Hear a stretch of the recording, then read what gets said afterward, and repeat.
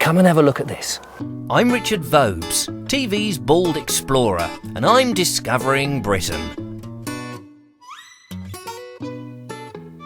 You know, we're privileged to live in such a picturesque country. The architecture is remarkable, the landscape exquisite, and the history comprehensive. But it can often be a tricky thing to know where to go. This time, I'm in Shrewsbury, and I'm climbing up the tallest Doric column in the world. Care to join me?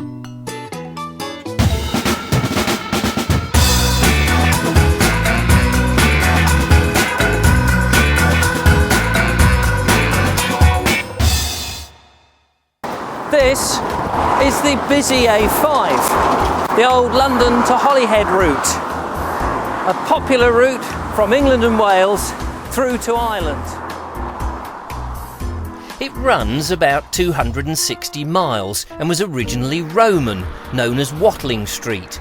But in the 18th and 19th century, it was populated by elegant coaches and horses of a golden era. Now, one place that you could have seen the coaches as they hurtled from Shrewsbury all the way to London during the 19th century would have been on the top of that.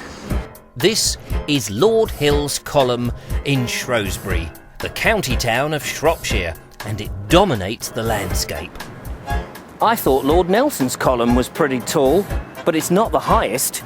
Apparently, it's claimed that this, Lord Hill's Column, is the tallest Doric column in the world. Lord Hill was a notable general in the Napoleonic Wars. He later became Commander-in-Chief of the British Army. Well, seeing that he was born fairly near here, and he was an MP for Shrewsbury, the powers that be thought it would be a great idea to commemorate his life with a massive great column. Now, the great thing is, it's not solid, it's actually hollow, and you can go right up to the top. I've got the key. Now, the only thing I should say is I'm a little scared of heights. So we'll see how we go.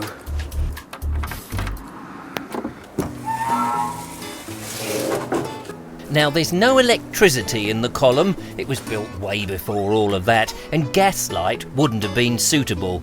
There are also quite a number of steps to navigate too, so you need to be prepared for a bit of a climb. You'll be all right though, unless you happen to meet someone else coming down.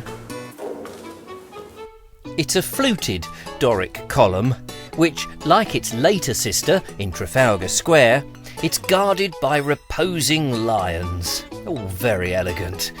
My advice is, though, don't try and feed them. Ooh. Wow. I have to say that you get an absolute stunning view from up here. That's the Wrekin. You've got Mary's spire on the church over there. Caer Caradoc that way. This is what exploring is all about. I love it up here. The column was designed by Edward Haycock and built between 1814 to 1816. He was responsible for a number of houses in Shropshire. Well, the column is not generally open to the public, but if you ask them nicely at Shire Hall, they will give you the key. At about 133 feet in the air, you don't want to be squeamish if you come up here. But what a fab place it is. Thank you, Lord Hill. I have to say it's been absolutely brilliant coming up here, and the view is wonderful, of course, and you can imagine the coaches just disappearing off to London. Now I've got to get back down again. There's quite a few steps.